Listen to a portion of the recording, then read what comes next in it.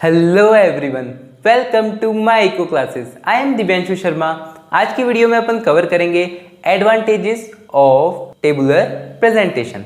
इससे पहले वाली वीडियो में अपन ने देखा था कंपोनेंट्स ऑफ टेबुलर प्रेजेंटेशन और उसकी डेफिनेशन। अगर आपने वो वीडियो नहीं देखी हो तो आप आई कार्ड में जाके चेकआउट कर लेना, आपको वो वीडियो वहाँ पे मिल जाएगी। तो स्टार्ट करते हैं आज की वीडियो को।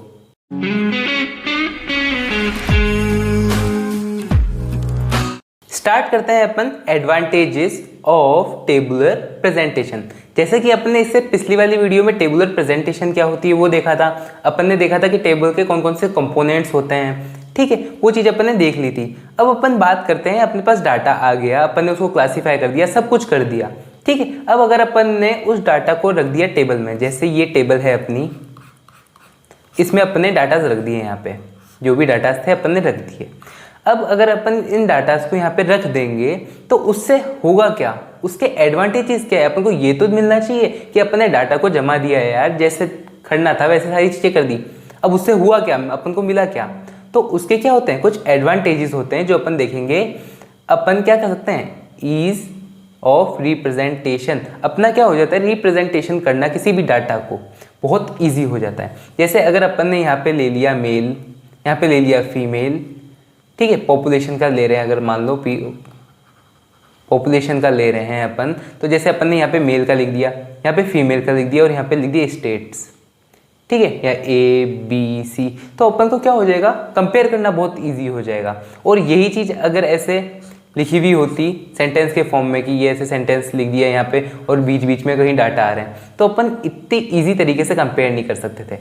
अगर अपन को ए कंट्री का बी कंट्री से देखना है तो अपन जब टेबल देखते हैं तब वो बहुत ईजी हो जाता है। अपन को कुछ और चीज़ें देखने की ज़रूरत ही नहीं पड़ती है, ऐसे कंपेयर करने की ज़रूरत नहीं पड़ती। अपन जैसे ही देखेंगे उस चीज़ को अपने सामने आंसर आ जाता है एकदम से। तो वो फ़ायदा होता है किसका, टेबुलर प्रेजेंटेशन का। A large amount of data can be easily bounded in data table. मतलब जो डाटा टेबल होती है, जैसे ये टेबल होती है, इसके अंदर लार्ज डाटा भी, ठीक है, जो अपन को लिखने में बहुत लंबा लग रहा है, वो डाटा भी अपन कैसे लिख देते हैं, आराम से लिख देते हैं। जैसे कि अपन ने देखा था हेड नोट होता है जो ब्रैकेट में बंद होता है, जैसे अपन ने पीछे लेक्स लिख रखा था, ठीक है। जैसे अभी देखो मैं आपको दिखाता हूँ, ये देखो, ये अपने लेक्स में डाटा लिख रखा था। ये जो जगह है, पेन चेंज करता हूँ, इस जगह पे अपन ने लेक्स में डाटा लिख रखा था, इस जगह में देखो।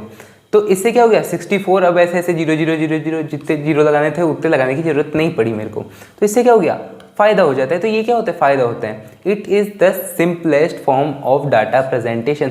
ये डाटा को प्रेजेंट करने की सबसे सिंपल फॉर्म है, समझ गए अपन को।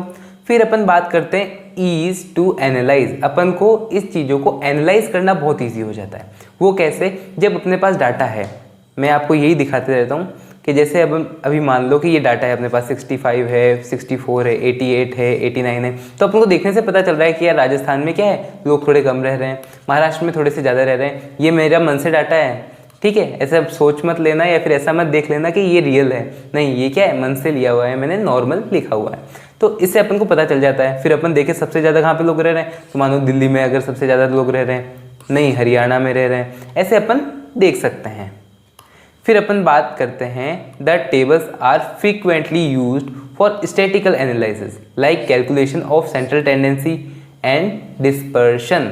मतलब अगर अपन को सेंट्रल टेंडेंसी निकालनी है, जैसे मीन निकालना है या मोड निकालना है या मीडियन निकालना है, तो इन सब को निकालने के लिए या फिर डिस्पर्शन निकालने के लिए, सेंट्रल टेंडेंसी निकालने के लिए, कुछ भी निकालने के लिए जब अपन डाटा को टेबलर फॉर्म में लिखते हैं तब वो क्या हो जाता है, बहुत इजी हो जाता है।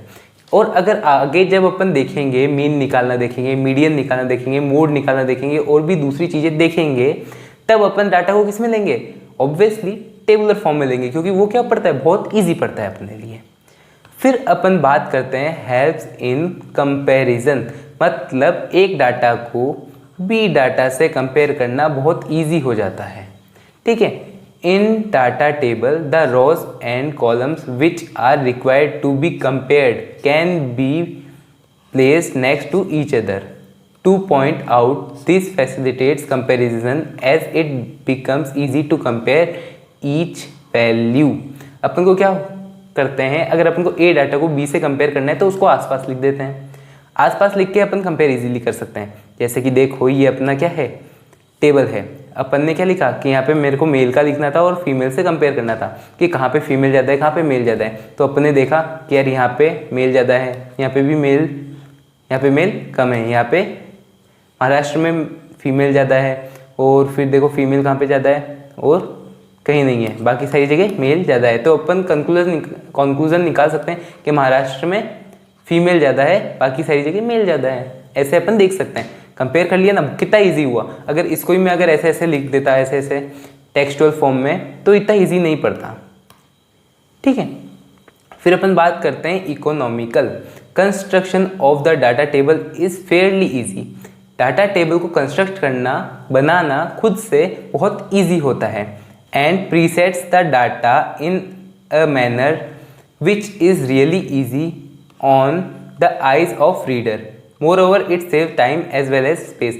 इससे अपना क्या बचता है, टाइम बचता है, इससे अपना स्पेस बचता है, और इससे क्या हो जाता है, कोई देखने वाला को बहुत इजी लगता है ये डाटा। अगर आप भी इस टेबल को देखोगे तो आपको ये टेबल क्या लगेगी, बहुत इजी लगेगी। ये तो अभी बहुत कुछ लिखा हुआ है इस पर, इसको इग्नोर करो। अभी ये देखो कि जैसे अगर आप इस टेबल को देखो डायरेक्टली तो आपको क्या लगेगा, ये बहुत ईजी लगेगा, आपको देखने में लग जाएगा हाँ हाँ सब समझ में आ रहा है ईजिली। ये अगर मैं पूछ लूँ कि सबसे ज़्यादा पॉपुलेशन किस में है, पॉपुलेशन किस में, तो आप बता दोगे कि ये हरियाणा में है। और मैं बोलूँ सबसे कम किस में है, तो आप बोल दोगे ये राजस्थान में है।